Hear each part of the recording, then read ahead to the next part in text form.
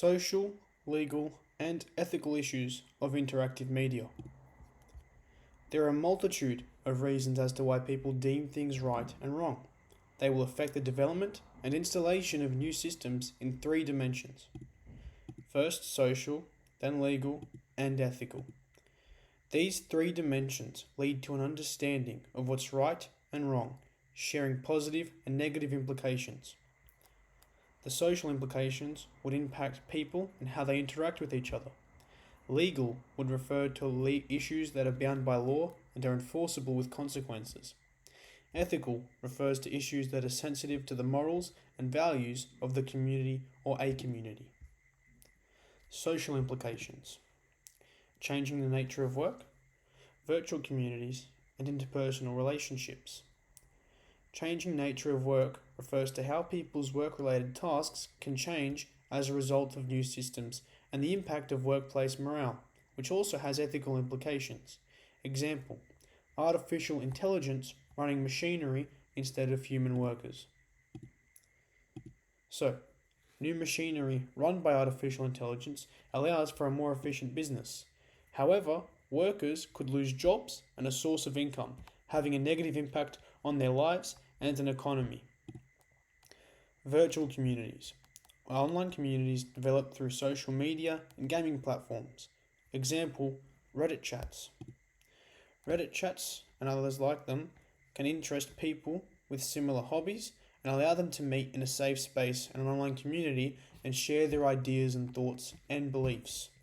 However, this will be prone to being perpetrated by users using fake aliases to gain the trust of others and spread misinformation, hate, also exposing youths to cyberbullying, pedophilia, and scams and extortion.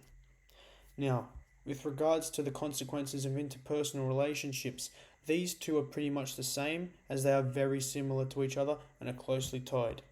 Interpersonal relationships often comes from virtual communities, which basically, as shown on the screen, are how relationships are established or affected by a new system. So, you're on a Reddit chat and your chat's been posted on social media. That's a link, okay? So, social media friends in different parts of the world are similar to virtual communities. These two are still allowing for users to contact each other from different parts of the world. So, with this being such, the consequences, pros and cons, are very similar, okay? To start out, users on social media, for example, can contact someone they'd never ever be able to speak to. For example, the average Joe like you and me could message Brad Pitt, a superstar, and get a real experience and reaction from him. Not only this, we can also talk to almost anybody and almost anywhere in the world. Something that is very incredible to do. We are so blessed to have this. Now, this technology can also be misused, okay? And as I said before, these are very similar, virtual communities and interpersonal relationships, so they offer the same consequences like cyberbullying, false information, hate speech, things we wouldn't say face to face with each other. And the worst thing is, perpetrators often suffer little to no consequences. We'll now move on to legal implications, guys, okay? So, this is basically implications where these rules you have to follow are made by governments. Usually in Australia we have the federal government and then the state governments or territory governments, and these decide how a system is going to be sold or used in the public, okay? And the consequences of not following these rules can be enforced by law, and you can receive fines or even imprisonment. So there are three main acts in regards to interactive media. These are the Privacy Act, okay, the Copyright Act, and the Workplace Health and Safety Act. Now, the Privacy Act, it was developed in the late 80s. It's a federal law, and it basically governs, or it was developed to govern how an enterprise would manage personal data based on 13 specific privacy principles.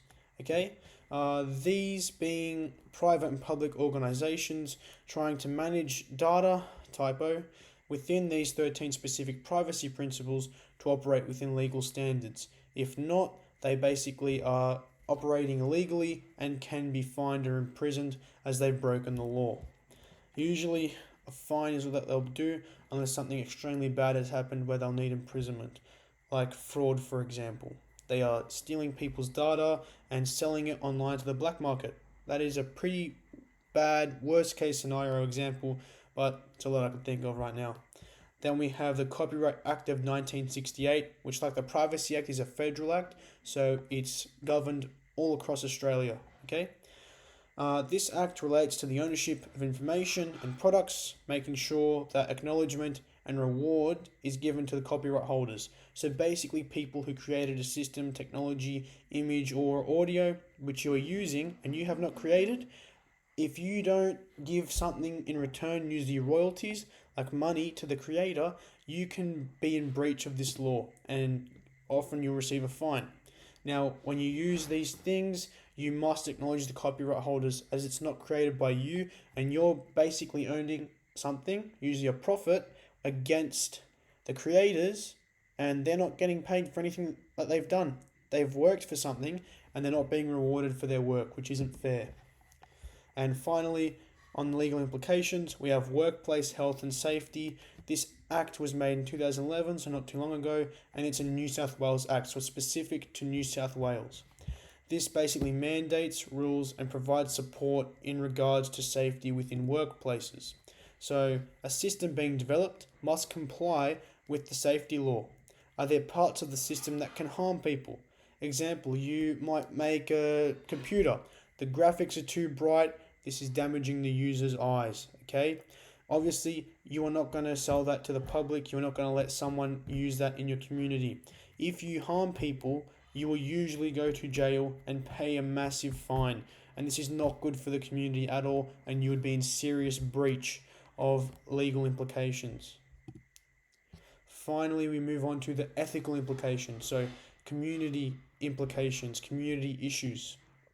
The first one being the appropriate use of ICT, the development of ethical systems, as well as handling, sharing, and tracking of system or user data. Basically, this goes into the question of, are organizations allowed to use people's data without their permission? It's like when you download an app and then they tell you to read the terms and conditions and you have to agree to them. Well, so many people skip through it, they don't realize that they're allowing their data to be monetized. So while you may not be comfortable with that sharing of your data, because you were a bit lazy, let's be honest, you were lazy, you didn't read the terms and conditions, you haven't realized that part of that terms and conditions allows for them to monitor your data. Okay? So, this point basically expands on what I've just said. One thing I didn't mention though is that they can traffic your data. Sorry, not traffic. They can monitor your data to customize your advertisements. So they basically sell you things that you like, and this will hook you in, keep you using a system, which is pretty fine. It's okay. There's nothing wrong with that. However, when it becomes overwhelming, this is when it starts to become annoying for a user's experience, and it's not really good for them and can often result in anger, and you don't want angry people in a community. Another important thing is access to information.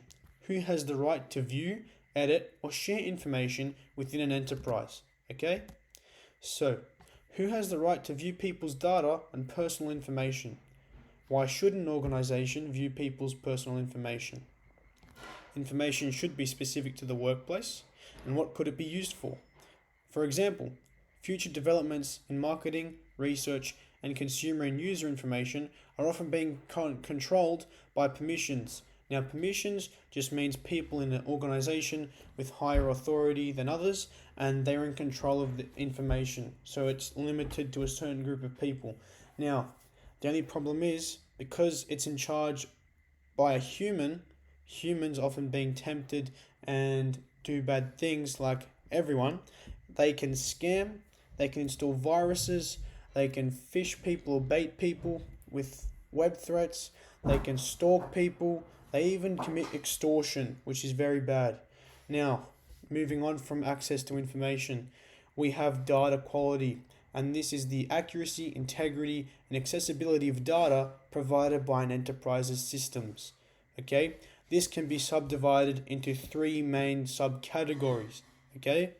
The first would be accuracy, which basically just means correctness. Is the information being accessed right and true? Next would be integrity. Is the information up to date and up to scratch with modern standards? Is it regularly updated? And thirdly is accessibility.